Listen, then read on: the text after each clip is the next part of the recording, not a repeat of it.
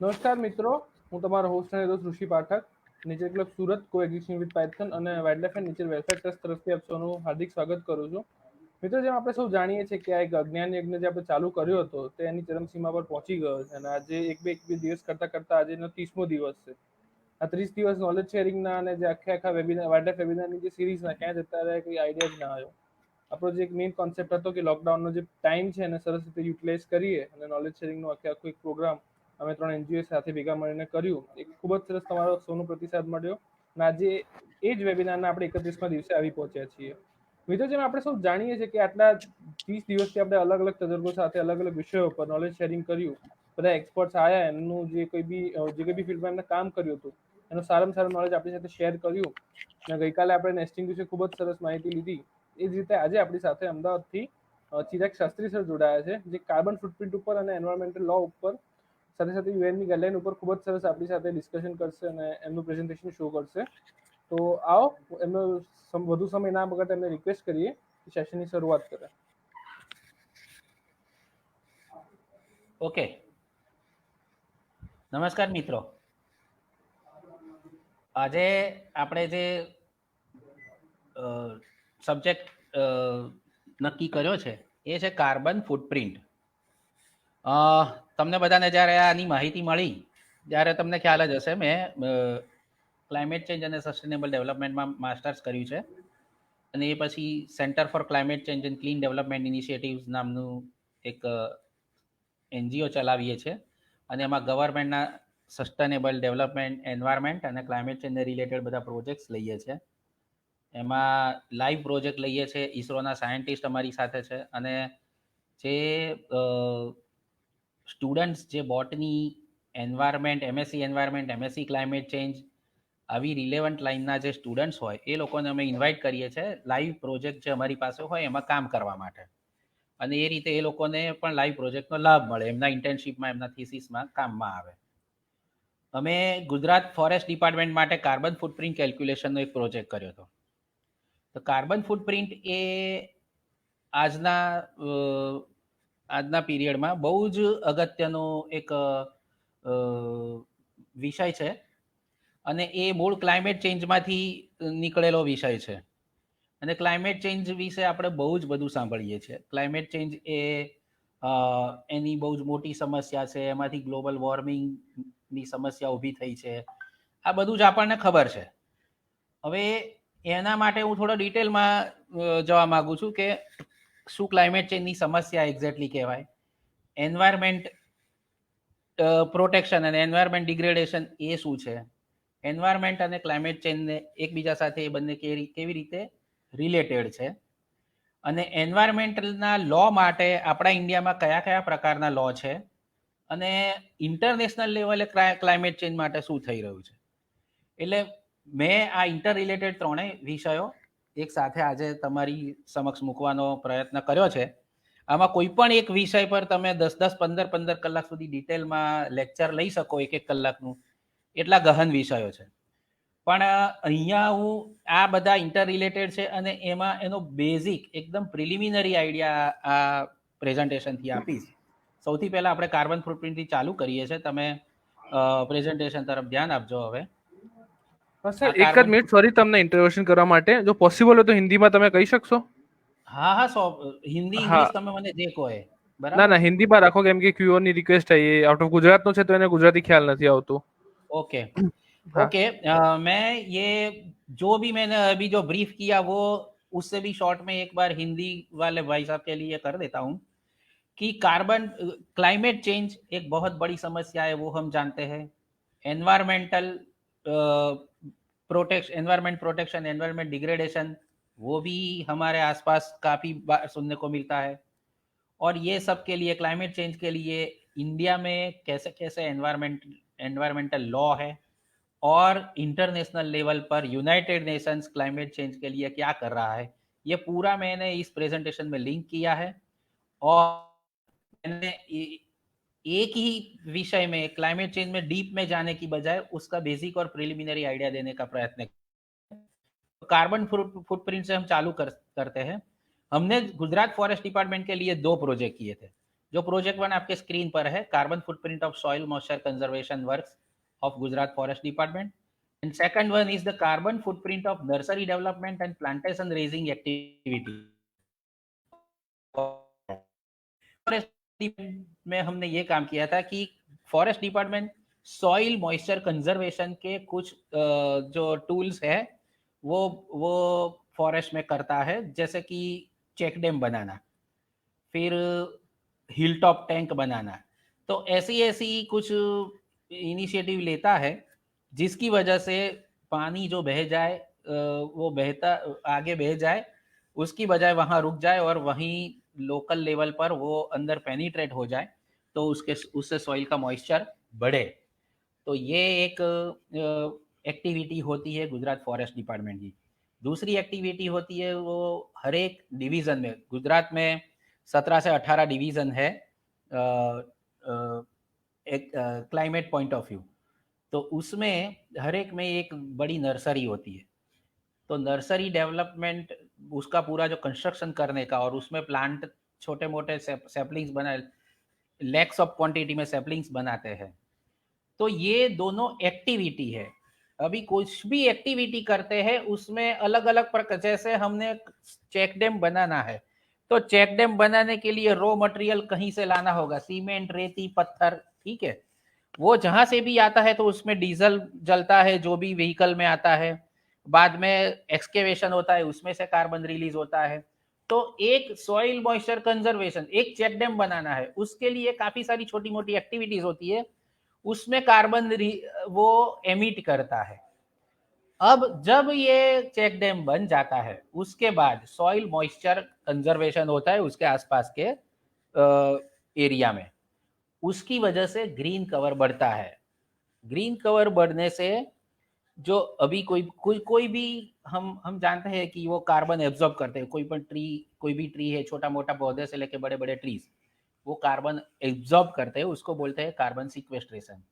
तो मेरा ये प्रोजेक्ट था कि ये जो एक्टिविटी गुजरात फॉरेस्ट डिपार्टमेंट करता है वो एक्टिविटी में कितना कार्बन रिलीज होता है, और उसके बाद जो ग्रीन कवर बढ़ा, जो फायदा हुआ, जो ट्रीज और प्लांटेशन में फायदा हुआ, उसकी वजह से कितना कार्बन सिक्वेस्टर हुआ, मतलब कितना एब्जॉर्ब हुआ। तो मुझे बैलेंस दिखाना था और ये एस्टेब्लिश करना था कि कार्बन, ये जो एक्टिविटीज है वो सही है, अल्टीमेटली कार्बन ज्यादा मिलता है। ठीक है, नेक्स्ट हम जाते हैं। तो कार्बन फुटप्रिंट क्या है?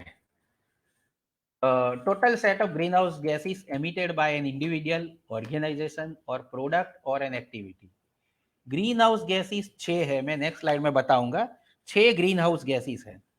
तो ये 6 ग्रीन हाउस गैस का जो एमिशन होता है वो अभी एक लेवल से ज्यादा हो रहा है, बियॉन्ड लिमिट जा रहा है।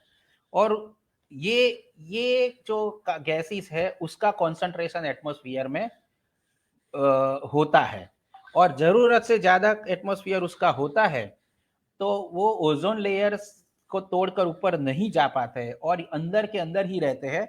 इसकी वजह से पूरा पृथ्वी का तापमान बढ़ता है, और ये तापमान बढ़ने की प्रक्रिया को हम कहते हैं ग्लोबल वार्मिंग। अभी ग्लोबल वार्मिंग आप टाइप करो और यूट्यूब पे टाइप करो तो उसकी कुछ 4-5 मिनट की वीडियोस निकलेगी, इसमें ये हो रहा है वो हो रहा है। अल्टीमेटली ऐसा बोलते हैं कि सी लेवल राइज होगा, तो सी लेवल क्यों राइज होगा ग्लोबल वार्मिंग से?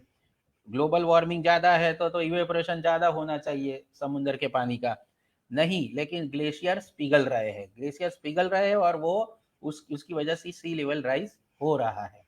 तो ये एक कास्केडिंग इफेक्ट में ये सब होता है कि ग्रीन हाउस गैस का कॉन्सेंट्रेशन बढ़ा, उससे ग्लोबल वार्मिंग हुआ, ग्लोबल वार्मिंग से ये हुआ वो हुआ। हम अगर इंडिया में देखें पिछले 10-15 साल में, तो नेचुरल जो एक ट्रेंड था सभी हमारी 3 सीजन का, समर, विंटर एंड मॉनसून, उसमें काफी सारा शिफ्ट देखने को मिलता है, आगे पीछे होता है। कभी कभी समर बहुत ज्यादा खींचता है, कभी कभी मॉनसून बहुत लेट चालू होता है, दिवाली तक मॉनसून चलता है। ये जो सारी इरेग्युलरिटीज दिखती है वो सब क्लाइमेट चेंज का नतीजा है। ठीक है।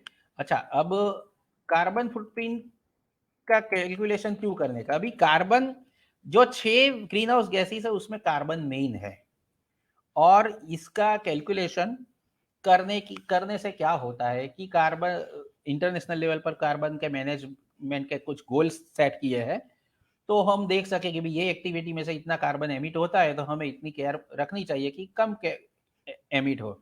दूसरा जो है कि जो कार्बन के सोर्सेस है और सिंक्स है, सोर्सेस मतलब कार्बन जहां से निकलता है और सिंक्स मतलब कार्बन जहां एब्जॉर्ब होता है, तो ये दोनों जगह उसमें कितना एब्जॉर्ब होता है, कितना एमिट होता है, ये डिसाइड करने के लिए कार्बन फुटप्रिंट का कैलकुलेशन जरूरी है।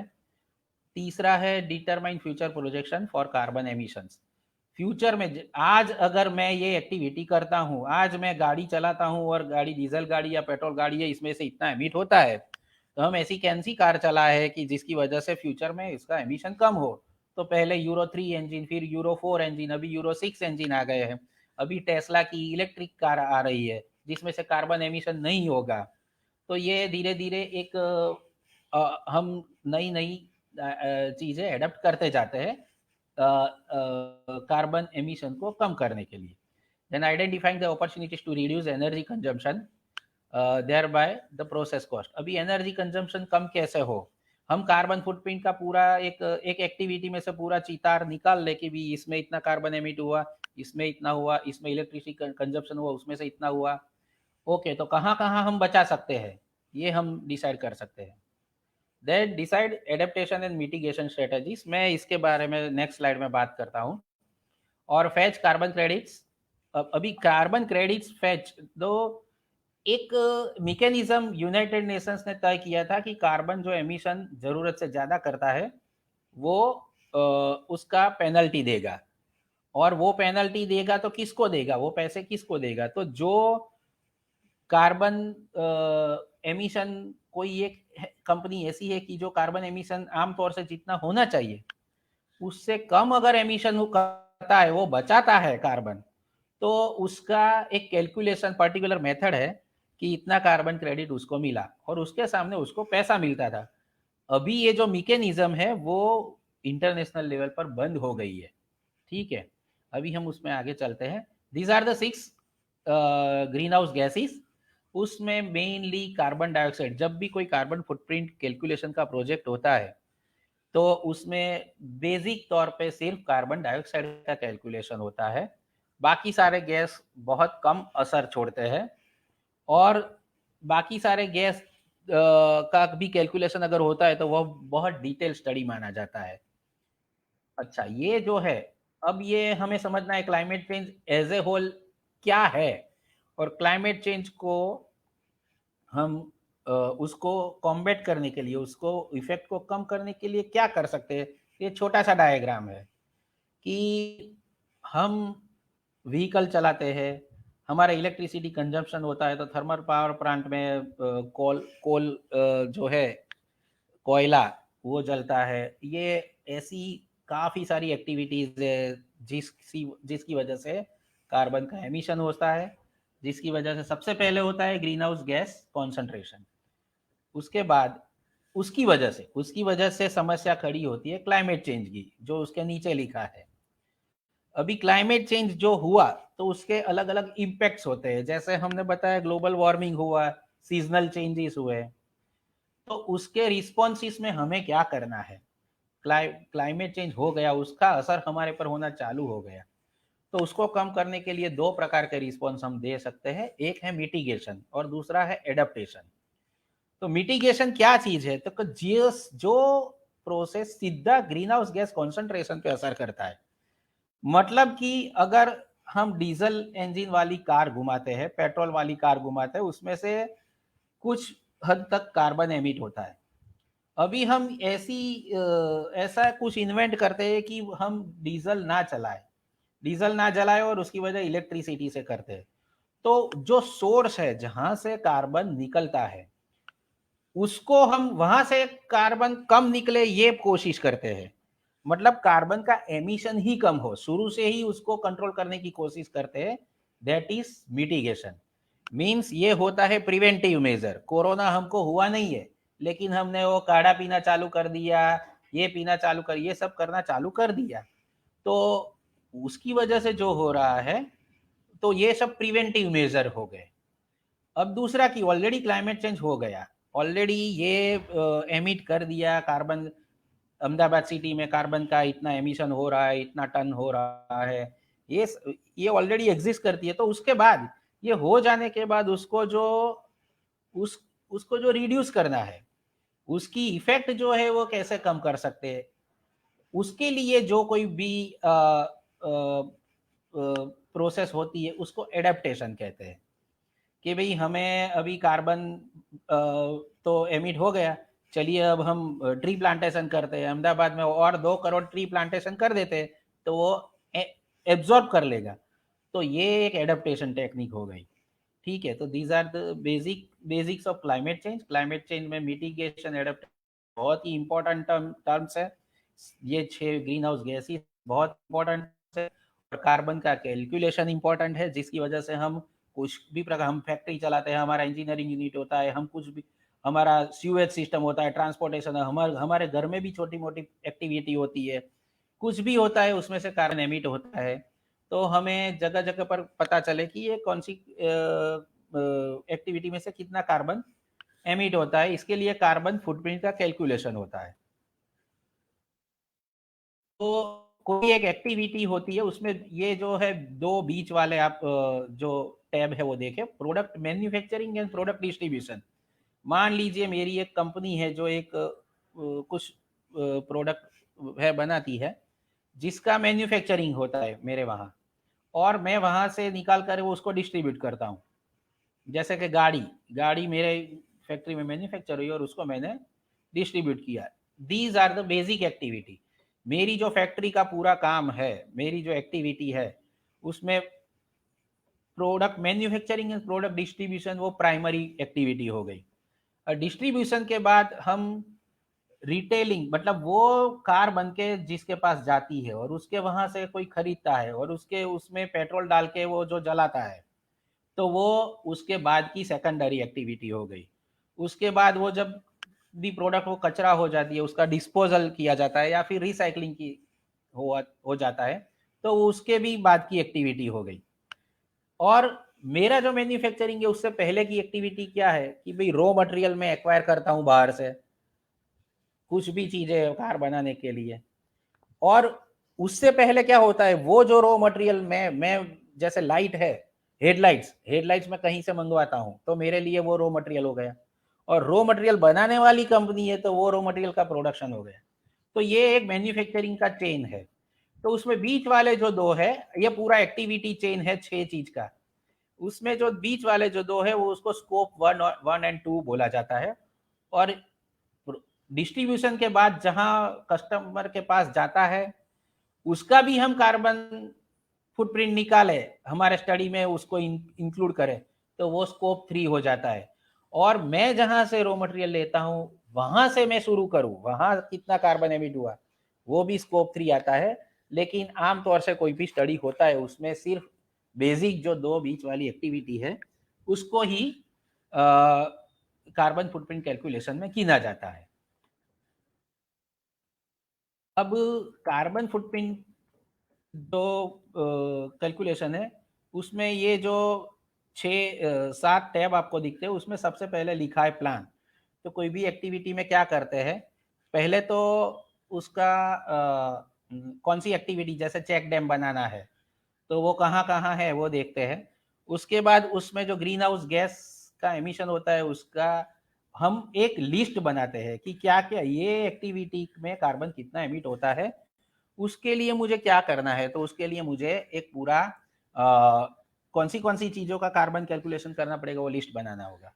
उसके बाद मुझे कलेक्ट करना पड़ेगा डेटा। जैसे हमने हर एक जगह नर्सरी में या हर एक लोकेशन पर जाके चेक डैम का साइज लिया, उसमें कितना ग्रीड, कितना एग्रीगेट, कितना सैंड, कितना सीमेंट, कितना कितना सब मटेरियल यूज हुआ, वो कितनी ट्रक में भर के लाया होगा और कितना डीजल कंजम्पशन हो, ये सब चीज़ें हमने गिना। वो आने के बाद एमिशन कैलकुलेट होता है। एमिशन कैलकुलेट कैसे होता है वो मैं नेक्स्ट स्लाइड में दिखाता हूँ। अब अभी हमारे पास आ गया कि ये एक्टिविटी की तो उसमें से इतना एमिशन होता है। उसके बाद हम उसको टारगेट सेट करते हैं कि भाई अभी इतना एमिशन हुआ तो उसमें इतना रिड्यूस कर सकते हैं। तो एमिशन रिड्यूस करने के जो भी कुछ मेजर्स है वो लेते हैं। ठीक है। तो अभी ये पहला 4 जो है वो हमारे प्रोजेक्ट में स्कोप में था, और बाकी का जो भी हमारा कार्बन एमिशन कितना होता है वो मिलने के बाद ये एक रिसोर्स हमारे पास एक रेफरेंस लाइन बन जाता है, जिसके ऊपर से हम तय कर सकते हैं कैसे कम कर सके। अब ये सब जो चीजें मैं बता रहा हूँ आपको कि कार्बन ग्रीन हाउस गैस का एक पूरा कॉन्सेंट्रेशन बढ़ रहा है, तो ये क्यों हो रहा है, ये कैसे चालू हुआ और कब से चालू हुआ।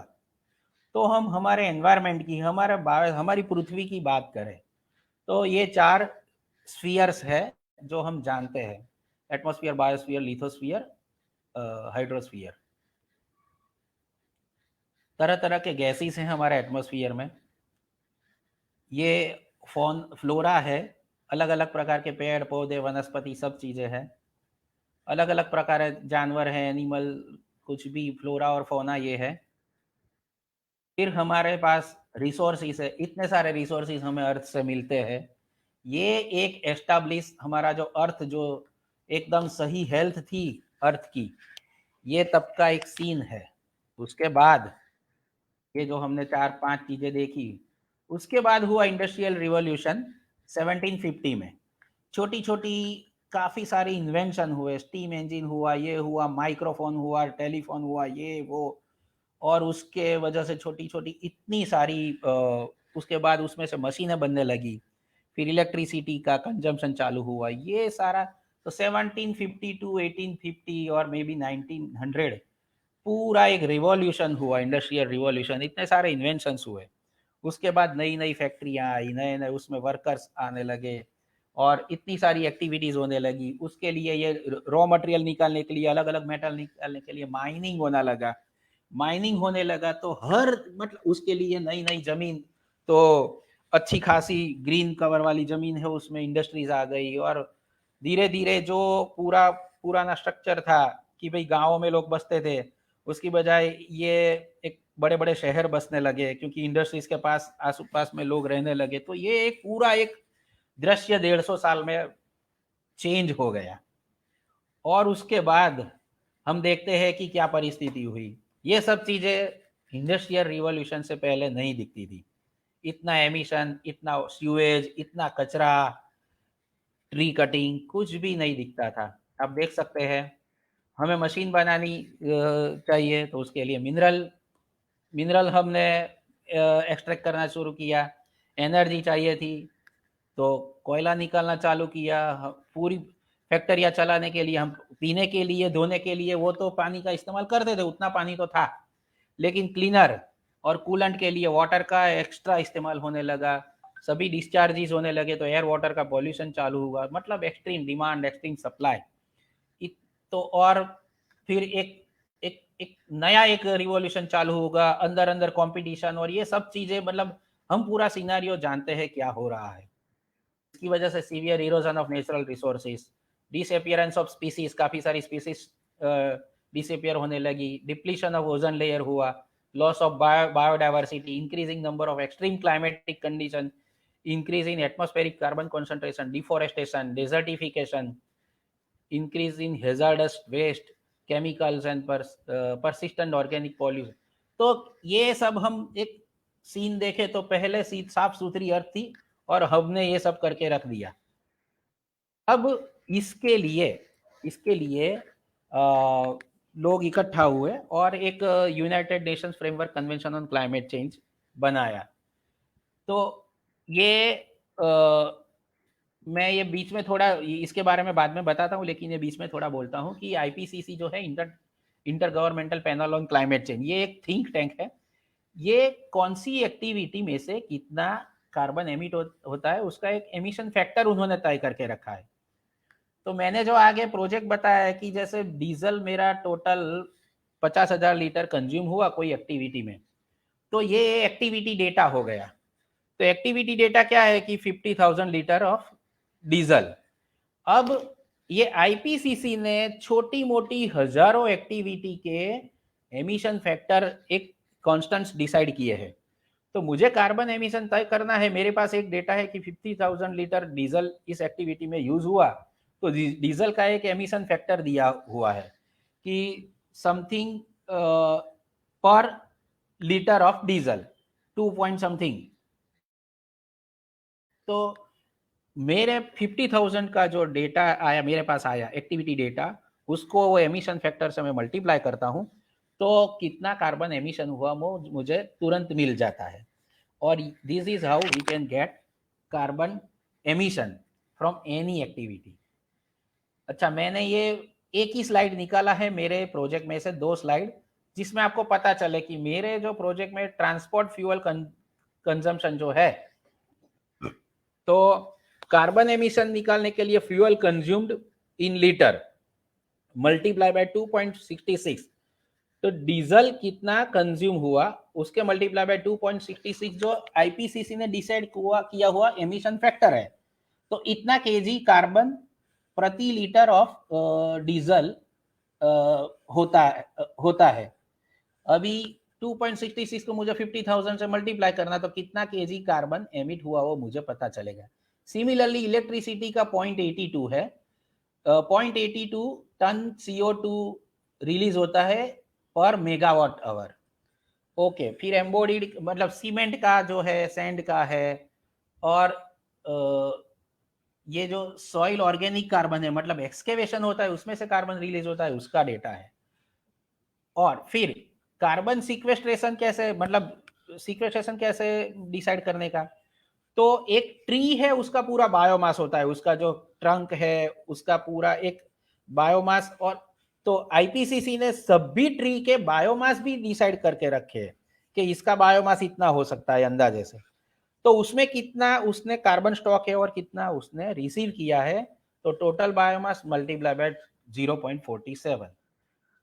ये इस हिसाब, इस तरह से ये पूरा कार्बन सिक्वेस्ट्रेशन गिना जाता है, कार्बन का एमिशन गिना जाता है।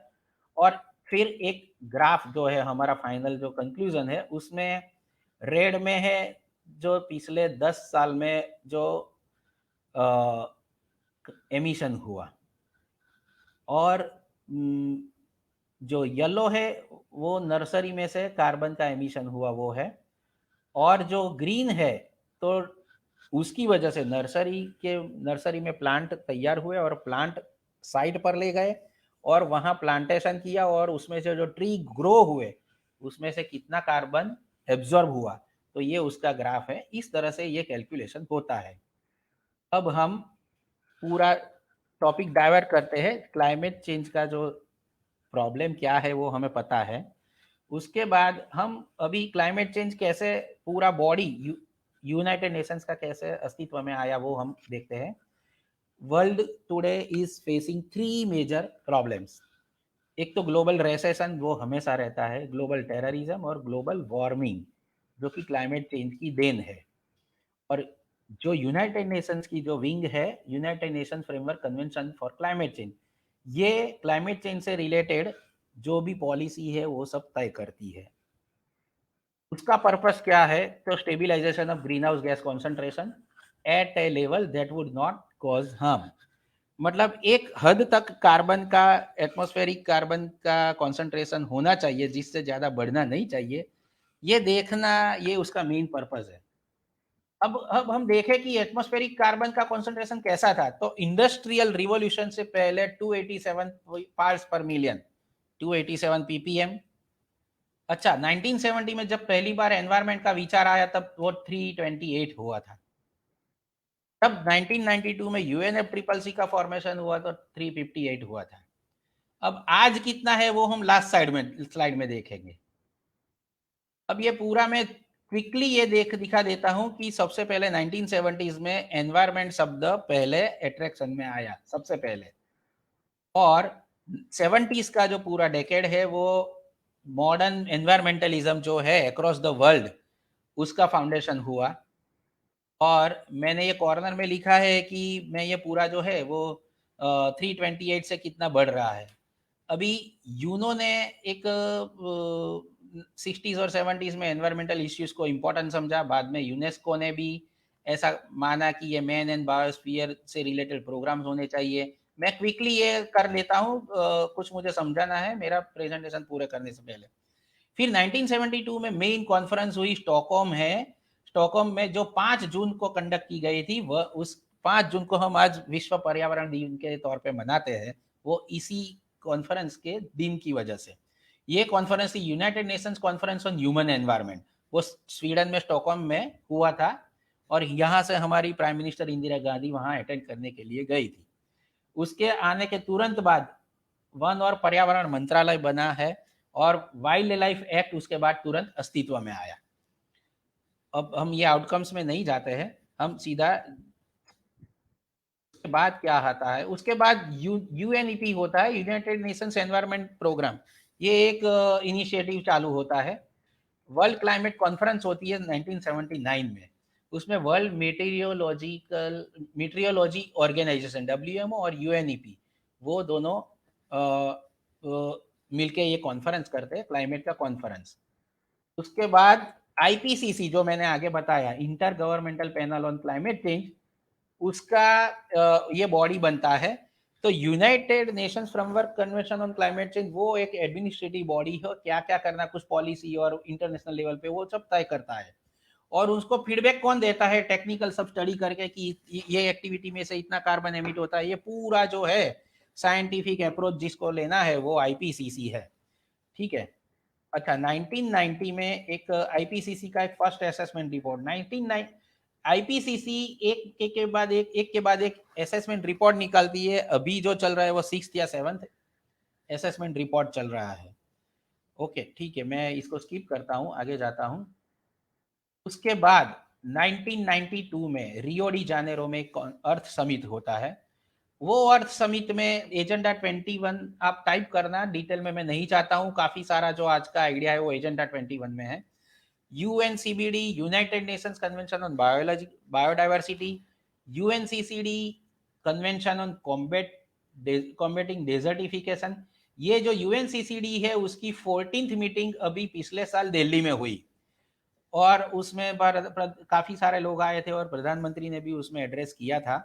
उसमें कुछ सस्टेनेबल डेवलपमेंट गोल्स डिसाइड किए हैं, 17 एसडीजीज है, सॉरी 15 है, और 17 सस्टेनेबल डेवलपमेंट गोल है। उसमें गोल नंबर 15 है लाइफ ऑन लैंड।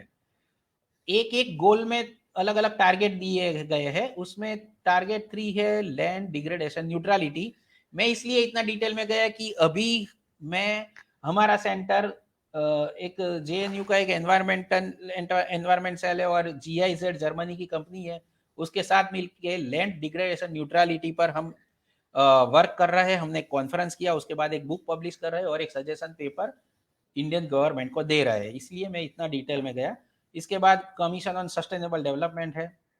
तो हमने यूनाइटेड नेशंस का और उसके जो ऑक्सिलरीज जो बॉडी है वो सब देखा। अभी समस्या क्या है, United Nations framework convention on climate change 1994 में सबसे पहली उसकी वो होती है मीटिंग, और अभी 27 साल होने को आए। 1994 में सबसे पहली बार बर्लिन में उसका मीटिंग हुआ था और उसके बाद हर साल हर एक अलग सिटी में होता है और ये नवंबर या दिसंबर में 15 से 20 दिन तक होता है। उसमें काफी सारे लोग उसमें जर्नलिस्ट होते हैं, साइंटिस्ट होते हैं, एंथुसियास्ट होते हैं और स्टेट और नेशंस के जो रिप्रेजेंटेटिव्स होते हैं। बराबर है। मुझे ये बताना है आपको कि 1995 से लेके आज तक 27 साल होने को आए, काफी सारी माथापच्ची कर रहे हैं लेकिन कोई कंक्लूजन पर ये पहुंचे नहीं है, क्योंकि अर्थ पूरा डिवाइड हुआ है दो हिस्सों में। उसको नॉर्थ साउथ डिवाइड बोलते हैं, या फिर उसको हम अलग तरीके से बोले develop countries and developing countries. तो ये जो रेड लाइन के ऊपर के जो है वो सारे मतलब Canada, north America, Australia, European countries, ये सब नॉर्थ गिने जाते हैं, और अफ्रीकन, साउथ अमेरिकन, हमारा कंट्री, ये सब जो है साउथ गिना जाता है। तो ये एक डिवाइड हो गया है। और हमारे जैसे कंट्रीज का ऐसा है कि भाई हमें भी ग्रो करने की जगह चाहिए, हमें भी ग्रो करने की जगह चाहिए, हमें ग्रो करना है, हमें हमारा इंडस्ट्रीज डेवलप करना है, हमें कार्बन एमिट करना होगा, तो आपके वहां से कार्बन का एमिशन बंद करो। और जो भी डेवलप्ड कंट्रीज है, Canada, USA, Australia, European countries, ये सब ये बोल रहे हैं कि भी नहीं, हम हमारा कार्बन एमिशन कम नहीं कर सकते। और ये डिस्प्यूट इतना लंबा चल रहा है कि आज तक कोई एमिकेबल सॉल्यूशन पर हम नहीं पहुंचे हैं। ठीक है, अब आते हैं बात एनवायरमेंट और क्लाइमेट चेंज। तो क्लाइमेट चेंज में हमने ये बताया कि इतनी बड़ी समस्या है, पूरे विश्व की समस्या है, डेवलप कंट्रीज जो है उसकी वजह से इतना सारा ये प्रॉब्लम हो रहा है, और अब डेवलपिंग कंट्रीज के लिए स्पेस नहीं बचा है। अभी हम कुछ बेसिक आइडियाज की actually climate change United Nations क्या करना चाहता है। तो हमारे पास दो टर्मिनोलॉजी है, हमने एक एनवायरमेंट है। एनवायरमेंट को ऐसा बोला जाता है कि ये एक लोकल प्रॉब्लम है और क्लाइमेट चेंज एक ग्लोबल प्रॉब्लम है। तो एनवायरमेंट एक्चुअली एनवायरमेंट में क्या है कि भाई उसमें आपके घर के पास कचरा बचरा जो है वो सही क्लीनलीनेस रखो, आप थोड़ा पानी का जतन करो, आप इलेक्ट्रिसिटी कम जलाओ, ऐसी छोटी छोटी चीजें होती है। मतलब एनवायरमेंट में काफी सारी ऐसी छोटी छोटी चीजें आती है। अब जब हम क्लाइमेट चेंज को बोले कि क्लाइमेट चेंज एक अलग टर्मिनोलॉजी एनवायरमेंट से कैसे हुई, तो एनवायरमेंट डिग्रेडेशन जो हमने ध्यान नहीं रखा और जिस तरह से एनवायरमेंट का डिग्रेडेशन हुआ, उसमें इंडस्ट्रियलाइजेशन भी आया, एयर वाटर पॉल्यूशन आ गया, कचरा कहीं भी डाल देते हैं, उसमें से मीथेन निकलता रहता है, ये सब जो हुआ वो छोटे छोटे छोटी समस्याओं बड़ी बड़ी होते होते इतना वैश्विक स्वरूप ले लिया कि जिसको हम बोलते हैं क्लाइमेट चेंज। इट मीन्स हम क्लाइमेट चेंज को एनवायरमेंट से कैसे रिलेट कर सकते हैं। तो enormous and devastating effect of degradation of environment is climate change. तो कोई बोलता है कि क्लाइमेट चेंज से मुझे लड़ना है, मैं क्या कर सकता हूँ, पूरी दुनिया कुछ नहीं कर सकती है। तो इसमें छोटी बात है, ये एक जो हमें थिंक ग्लोबली एक्ट लोकली, हमें सोचना है कि एक वैश्विक समस्या है, लेकिन मैं क्लाइमेट चेंज से के साथ लड़ाई करने में मैं कैसे कंट्रीब्यूट कर सकता हूँ। भैया आपके घर जो एक छोटा सा नल है वो लीक हो रहा है, उसको रिपेयर करवा दो, आप क्लाइमेट चेंज से लड़ रहे हो। आप चार रास्ते पर जा रहे हो, रेड सिग्नल चालू है, आपका व्हीकल बंद कर दो, आप कम कार्बन एमिशन करोगे। छोटी छोटी चीजें हमें ध्यान में रखनी है। तो to combat climate change, follow the little principles of environment protection. So this is how both the terms are related. अभी मैं इसको ये स्लाइड थोड़ा स्किप करता हूँ, मुझे समझा नहीं। अब ये एक मैं एनवायरमेंट से रिलेटेड इंडिया में क्या हो रहा है ये हमें देखना है कि कैसे कैसे अलग अलग कायदे बने हैं। क्विकली मैं ये बहुत इंटरेस्टिंग स्लाइड है वो मैं दिखा देता हूँ, पूरा एक टाइमलाइन है। जैसे मैंने बताया कि 1972 में United Nations convention on human environment हुआ, ठीक है। उसके बाद वाटर एक्ट आया 1974, फिर 1976 में कॉन्स्टिट्यूशनल अमेंडमेंट आया जिसमें राइट टू एनवायरनमेंट की बात कही गई। उसके बाद एक कन्वेंशन हुआ जो एयर पॉल्यूशन पे हुआ। उसके बाद एयर एक्ट बना हमारे वहाँ 1981 में, जिसकी वजह से पॉल्यूशन कंट्रोल बोर्ड जिसके बेस पर काम करता है, पॉल्यूशन कंट्रोल बोर्ड अस्तित्व में आए। उसके बाद डिपार्टमेंट ऑफ एनवायरनमेंट बना, अभी एनवायरमेंटल लॉ नहीं बना है हमारे वहाँ। फॉरेस्ट एक्ट बना, उसके बाद ये जो पीरियड है उसमें एनवायरमेंटल लॉ बनता है। उसमें पहले क्या होता है कि 1984 में भोपाल गैस की ट्रेजेडी हुई, उसके बाद दिल्ली में ओलियम गैस की ट्रेजेडी हुई 1985 में, उसके बाद एक दून वैली केस हुआ। और ये सब चीजें होने के बाद एक गवर्नमेंट को आइडिया आया कि एनवायरमेंट लॉ सेपरेट होना चाहिए। और ये जो आपदाएं हुई, ये भोपाल वाली, दिल्ली वाली, उसकी वजह से मतलब ये बहुत खराब था, लेकिन उसकी वजह से ये पॉलिसी पॉइंट ऑफ व्यू काफी सारा ये हमारे यहाँ आया और 1986 में एनवायरमेंट एक्ट बना, ठीक है। उसके बाद ये ओलियम गैस का जो जजमेंट आया 1987 में, उसमें ऐसा बताया गया है कि भाई स्पेशलाइज ग्रीन कोर्ट होने चाहिए। ये इश्यू छोटे नहीं है, बहुत बड़े है, उसके लिए सेपरेट कोर्ट्स होनी चाहिए। तो उसके बाद फिर एक दूसरा मोटर व्हीकल एक्ट आया, हैजार्डस वेस्ट का एक्ट आया, पब्लिक लायबिलिटी इंश्योरेंस एक्ट आया, बायोडाइवर्सिटी एक्ट आया 2002 में, और फाइनली नेशनल ग्रीन ट्रिब्यूनल का फॉर्मेशन हुआ 2010 में। ये सब चीजें हैं, ये जो पूरे जो एक्ट है, पूरी जो एक्टिविटी जिसके कंट्रोल करने के लिए एक्ट बना है, वो सब क्लाइमेट चेंज में आती है। और ये सबको, एयर एक्ट है, मोटर व्हीकल है, ये सबको हमें संभालना है, ये सबके थ्रू हमें अपना एनवायरमेंट को संभालना है, ये करेंगे तो क्लाइमेट चेंज पर असर होगा। इसलिए क्वेश्चन मार्क है कि अभी ये एनवायरमेंट लॉ जो एक्ट है ऐसे सभी कंट्रीज में है, तो क्लाइमेट चेंज के लिए कुछ नहीं है, ठीक है।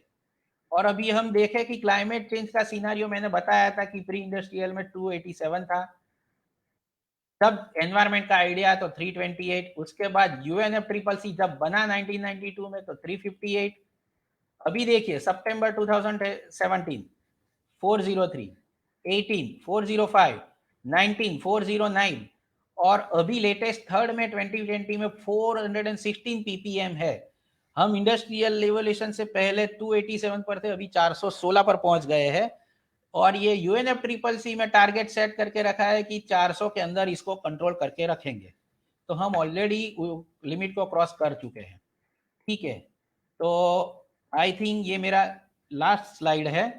तो अभी क्या हो रहा है, यूएनएफसीसीसी कर क्या रहा है, हम ये देखते हैं कि यूएनएफ वो एक सारे कंट्रीज को मिला के कॉन्सेंसस बनाने की एक बात कर रहा है कि हर एक लोग एक दूसरे की समस्याओं को समझे, तो कुछ एक इंटरनेशनल लेवल पे क्लाइमेट चेंज का लॉ बने। कोई एक छोटा सा कंट्री क्लाइमेट चेंज का लॉ नहीं बना सकता, क्योंकि हम कंट्रोल करेंगे लेकिन दूसरे देश का असर तो होगा।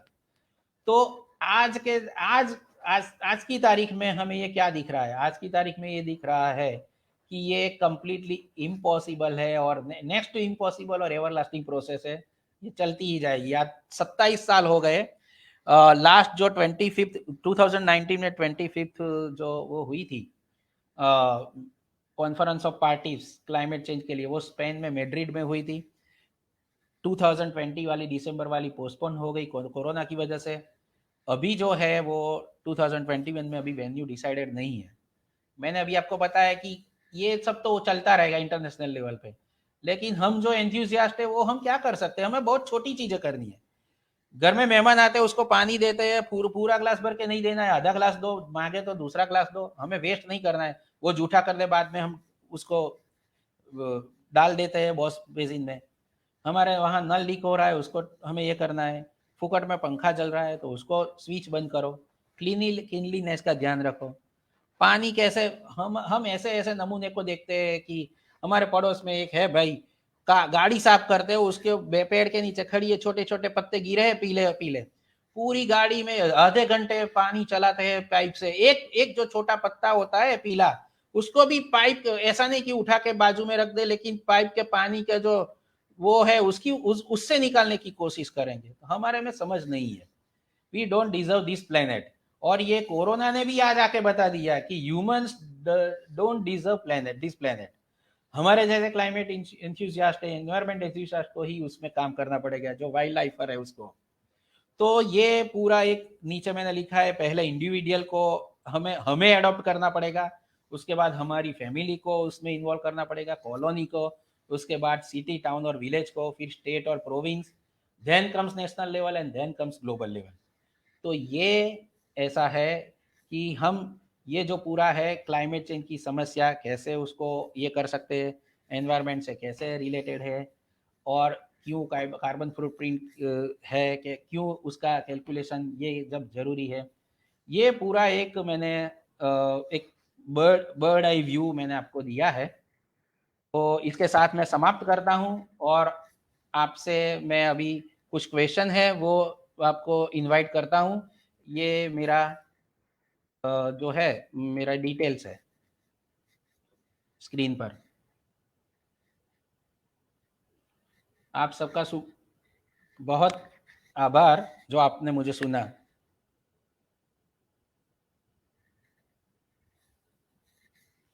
ઋષિભાઈ।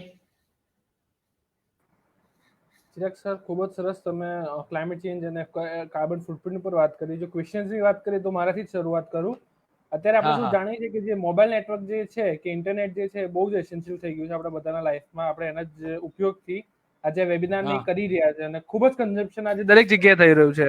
એઝ એન ઇન્ડિવિજ્યુઅલ કહો, એઝ એન કોર્પોરેશનમાં, કોર્પોરેટ કંપનીઓમાં કહો કે ગમે ત્યાં કહો, તો એની શું કાર્બન ફૂટપ્રિન્ટ ઉપર શું કઈ અસર થાય છે? જો થતી હોય તો કઈ રીતે થાય છે, એની પર થોડું તમે ધ્યાન દોરો તો સારું છે. ઇન્ટરનેટ એ એક સોફ્ટ, જેને આપણે હાર્ડ અને સોફ્ટ કહીએ છીએ, કે હું સોફ્ટ કોપી મોકલું, હું હાર્ડ કોપી મોકલું, બરાબર છે. એ ઇન્ટરનેટ એક સોફ્ટ વસ્તુ છે. હવે ઇન્ટરનેટ મારી પાસે છે, હું એરટેલનું ઇન્ટરનેટ બ્રોડબેન્ડ કનેક્શન લઉં છું, બરાબર છે. તો એના માટે એરટેલ વાળા આવે અને મારે ત્યાં એક બોક્સ બહાર મૂકે છે, એનું કેબલ મારે ત્યાં એટેચ કરે છે અને એ રીતે મને બ્રોડબેન્ડ મળે છે. એક્ઝેક્ટલી ઇન્ટરનેટનો યુઝ એ કાર્બનના એમિશનમાં ડિરેક્ટલી બહુ જ કશું કોન્ટ્રીબ્યુટ કરતો નથી. ઇનફેક્ટ ઇન્ટરનેટને લીધે કાર્બન એમિશનમાં રિડક્શન જોવા મળે. આપણે કમ્પેરિઝન જોઈએ તો, કે હું તમને કશું રૂબરૂ આપું, એને બદલે હું વોટ્સઅપ પર એની ઇમેજ મોકલું, તો જે કામ મારે રૂબરૂ આવવું પડે, મારે મારી એનર્જી વેસ્ટ કરવી પડે અને મારે સ્કૂટર ચલાવીને કે કાર ચલાવીને આવવું પડે, એ બધી એક્ટિવિટી કરવાને બદલે તમને ડાયરેક્ટ વસ્તુ મળી જાય છે.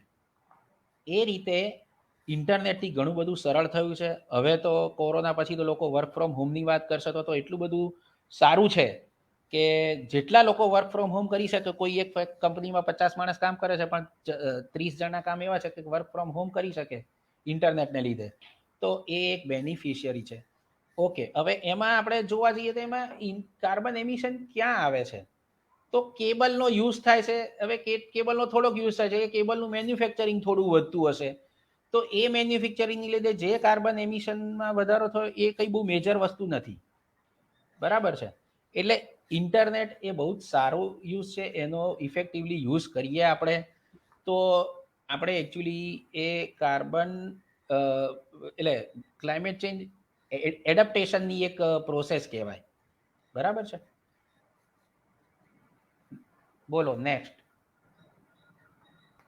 એસે તમારું પ્રેઝન્ટેશન ખૂબ સરસ હતું. તો કોઈ ક્વેશ્ચન્સ તો જો આયા નથી એકચ્યુઅલી, તો આપણે હા, કપલ ઓફ વાંધો મિનિટ નહીં. વેઇટ કરીએ. ત્યાં સુધી તમારે કોઈક ગાઈડલાઈન કે બીજું કોઈ શેર કરવું હોય તો યુ કેન હા શેર ઇટ હા, ફોર આઉટ. હું મીનવાઇલ કોઈના ક્વેશ્ચન આવે તો પ્રાયોરિટી આપીશ. મીનવાઇલ હું તમને બોલતો જાઉં કે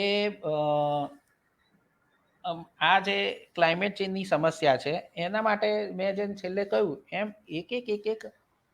એક નાની નાની વસ્તુઓનો બહુ ધ્યાન રાખો. અત્યાર સુધી આપણે એવી રીતે વિચારતા હતા કે ભાઈ મારે ટ્રી પ્લાન્ટેશન કરવું જોઈએ, વૃક્ષારોપણના મહોત્સવ કરીએ, મારી વર્ષગાંઠ છે એટલે હું ટાઈપ કરું. પણ આ વિષયને, આની ગહનતાને જ્યારે સમજીએ ને, એના આંકડા જોઈએ ને, અને એની હવે પછીના વર્ષોમાં શું અસર થવાની છે એ જો આપણને ખબર પડે ને, તો એની ગંભીરતા સમજાય. અધરવાઇઝ એની ગંભીરતા સમજાય એવું નથી એમ.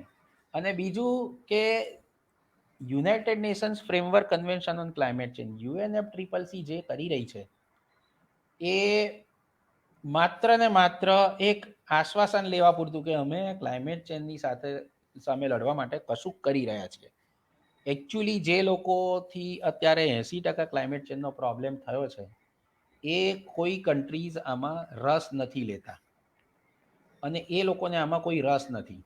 અને કારણ કે United Nations framework convention on climate change એ લોકોએ નક્કી કર્યું એ પ્રમાણે આ બધા કન્ટ્રીએ પૈસા આપવા પડે એમ છે.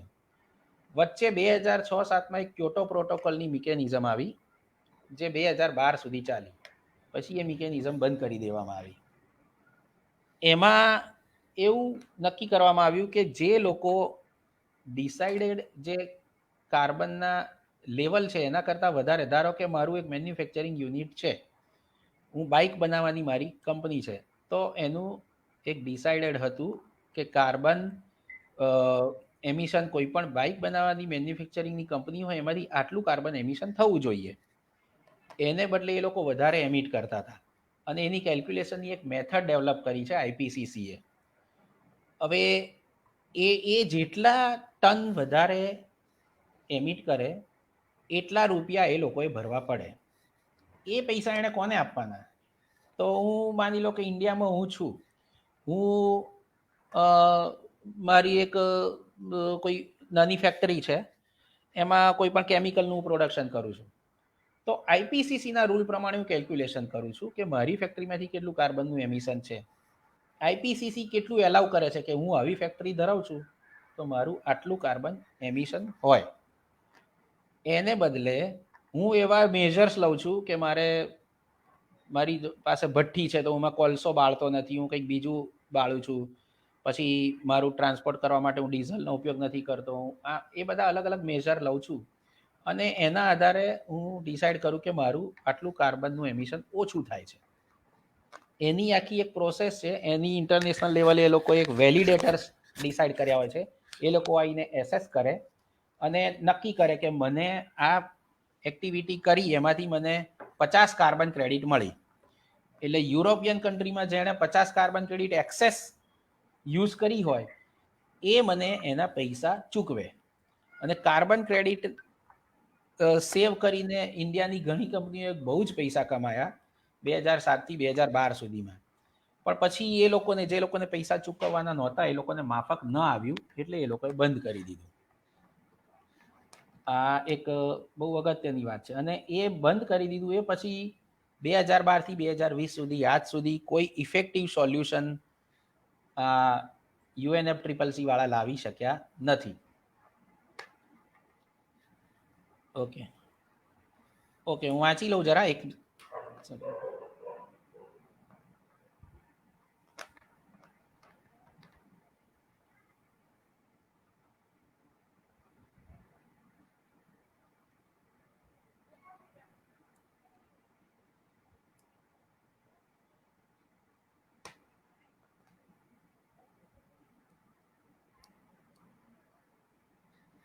આ તમે જે કર્યું છે એ તો બહુ જ સરસ ઇનિશિયેટિવ કહેવાય. આ તમે જે 1000+ ઉપાયો સૂચવ્યા, એટલે આ કેટલું ડીપ કામ કર્યું છે એ અગત્યનું છે કે તમે, હું અત્યારે મારા પ્રેઝન્ટેશન વખતે એન્વાયરમેન્ટના પ્રોટેક્શનના 4 કે 5 ઉપાયો બતાવું છું, તમે 1000 લિસ્ટ કર્યા અને આટલી બધી કોપીઓ વહેંચી. હવે એકચ્યુઅલી શું છે કે આપણે આટલી મહેનત કરીએ છીએ, પછી લોકો સુધી પહોંચાડીએ છીએ, અલ્ટિમેટલી બધી જગ્યાએ એક પુસ્તકમાં જ રહી જાય છે. ગવર્મેન્ટને મેં suggestion paper direct prime minister સાહેબને 2 વાર લખેલો છે કે આમાં એક ટાસ્ક ફોર્સ ઊભો કરવાની જરૂર છે. એટલે હું તો બહુ તમને બહુ કોંગ્રેચ્યુલેટ કરું છું કે આ જે આ કર્યું હોય તો હું કોંગ્રેચ્યુલેટ કરું છું. અને આ પછીનું નેક્સ્ટ સ્ટેપ છે કે ડોર ટુ ડોર જવું પડે. ડોર ટુ ડોર જઈને લોકોને સમજાવવું પડે અને એવરી મંથ વિઝિટ કરીને હેમર કરવું પડશે. નહીતર ક્લાઇમેટ ચેન્જ માટે અવેરનેસ એ આવવી એ શક્ય નથી. આપણે બધા જ જાણીએ છીએ. હવે ધારો કે વેસ્ટ સેગ્રીગેશનનું આપણને આપ્યું છે કે મ્યુનિસિપલ કોર્પોરેશન કે ભાઈ આ ગ્રીન વેસ્ટ ને આ વેસ્ટ ને એ પણ આપણે નથી કરી શકતા. એટલે તમારો પ્રયત્ન તો બહુ જ એકદમ અભિનંદનને પાત્ર છે. તમારે ઇવન આ ઇનિશિયેટિવ તમારે સેન્ટ્રલ ગવર્મેન્ટ સુધી, PMO સુધી પહોંચાડવું જોઈએ અને ફર્ધર સજેસ્ટ બી કરવું જોઈએ. મેં પણ એવું કર્યું છે કે ડોર ટુ ડોર એક ટાસ્ક ફોર્સ ઊભો કરવામાં આવે અને બધાને આની સમજ આપવામાં આવે.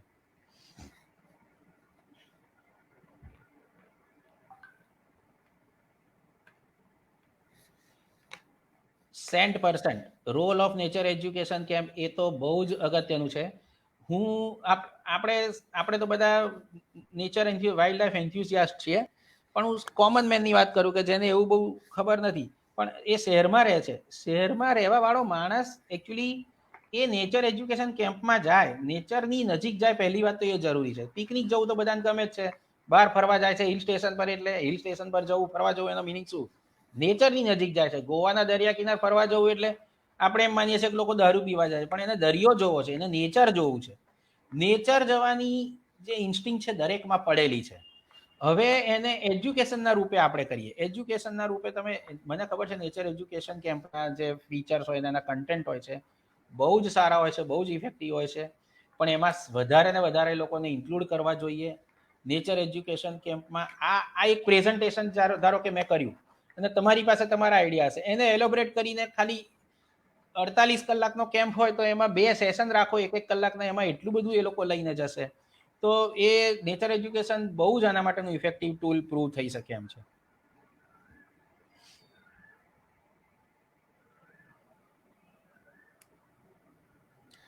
ટ્રી પ્લાન્ટેશન જેટલું ઇફેક્ટિવ કશું જ નથી. હું આ પ્રેઝન્ટેશનમાં ડીપમાં હું ગયો નથી કે ટ્રી પ્લાન્ટેશન શું કરી શકે. હું તો અલગ અલગ લેવલે હું જ્યારે ગવર્મેન્ટમાં સજેશન પેપર મોકલું છું, આપણું ગુજરાતનું વિધાનસભાનું, मैं हिंदी में बोलता हूँ, गुजरात का विधानसभा का जो सचिवालय का जो पूरा कैंपस है उसमें बहुत कम ट्रीज है और वहाँ इतने सारे विजिटर्स जाते हैं जिसकी गाड़ियाँ खड़ी रहती है धूप में, और कम से कम वहाँ 25,000 ट्री लगा सके तो भी वो खुला एरिया दिखे ऐसा जगह है। मतलब हमारे आसपास इतना सारा स्कोप है ट्री प्लांटेशन का, और हमने जो ऑलरेडी कार्बन एमिट कर दिया है वो तो कार्बन एटमॉस्फेयर में है ही, आप समझ लीजिए। उसको अगर एब्जॉर्ब करना है तो ट्री प्लांटेशन सबसे बड़ा रास्ता है और ये होना ही चाहिए।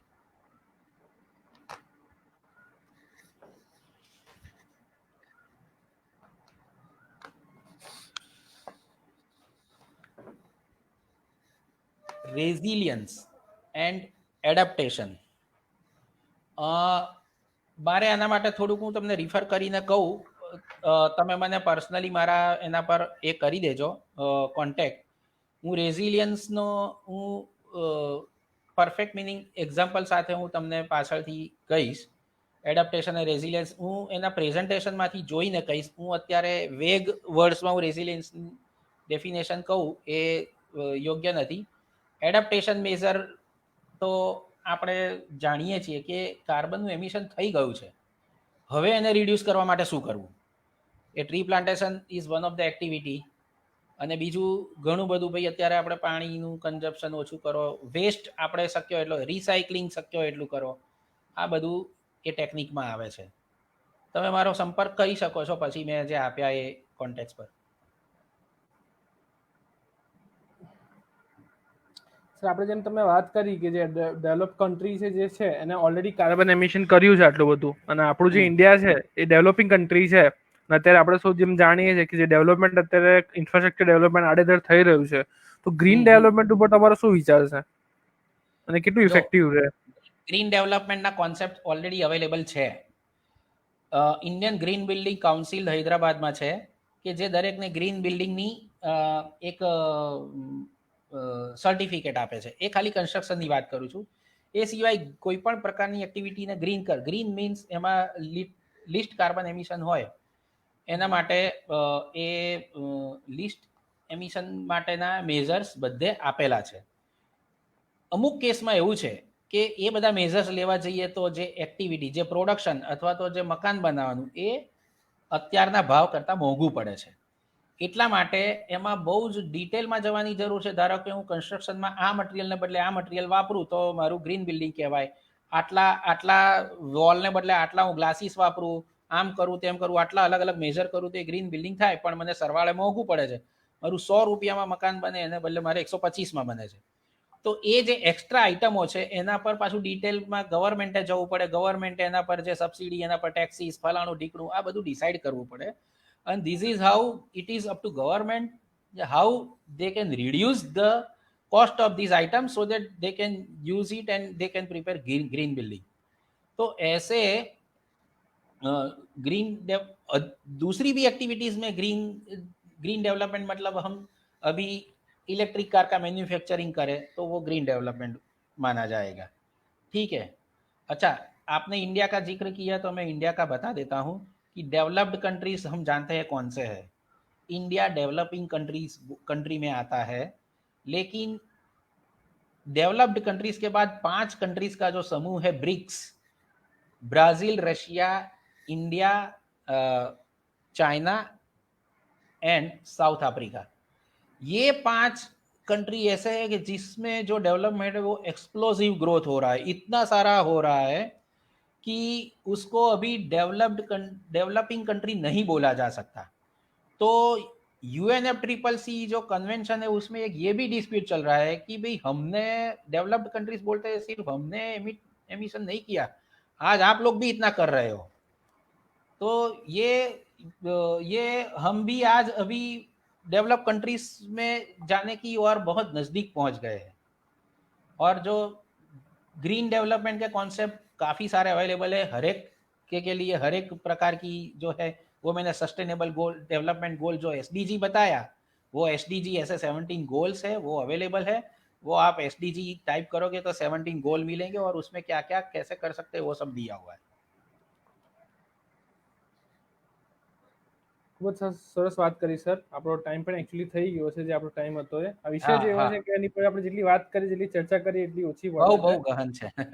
તો આપણે આના પર એક કામ કરીશું કે આપણે એક હમ, ટૂંક જ સમયમાં એક બીજો એક આખો પ્રોગ્રામ રાખીશું આની ઉપર, અને ખૂબ જ હા લિમિટેડ હા ઓડિયન્સ સાથે ફરી કન્ડક્ટ કરીશું, જેથી કરીને જે ડિસ્કશન છે એલોબરેટ થઈને ડિટેલમાં થઈ શકે અને લોકોને હા વધુને વધુ આની પર નોલેજ મળી શકે. Sir thank you so much. એક અમારી રિક્વેસ્ટ કન્સિડર. હા સર. એક મને એમાં સજેશન છે કે હા સર. આ કેવું છે, આ સબ્જેક્ટ એટલું બધું, આમાં નવા આઈડિયાઝ એટલા બધા છે કે ઝડપથી કોઈને અત્યારે ક્વેશ્ચન ના સૂઝે. જે 3-4 જણને સૂઝે છે ક્વેશ્ચન, થોડુંક એમને આ સબ્જેક્ટનું નોલેજ હશે એટલે એ લોકો પૂછી શક્યા. પણ આ પ્રેઝન્ટેશન સાંભળ્યા પછી પણ ઘણાને જો ક્વેશ્ચન હોય તો એ ક્વેશ્ચન તમે કલેક્ટ કરી રાખો. જ્યારે આપણે ફરી એકવાર જો આવી ઈચ્છા હોય તો ક્વેશ્ચન્સ મને તમે ફોરવર્ડ કરો. એને ધ્યાનમાં રાખીને, સપોઝ હવે રેઝિલિયન્સ મારે એકદમ પરફેક્ટ લેંગ્વેજ મારે એને એની ડેફિનેશન હમ. કહેવી હતી, તો એ હોય મને પહેલેથી થોડાક ક્વેશ્ચન્સ મળે, પછી બાકીના પછી લઈએ, તો એ પ્રમાણે હું આ તૈયાર કરું.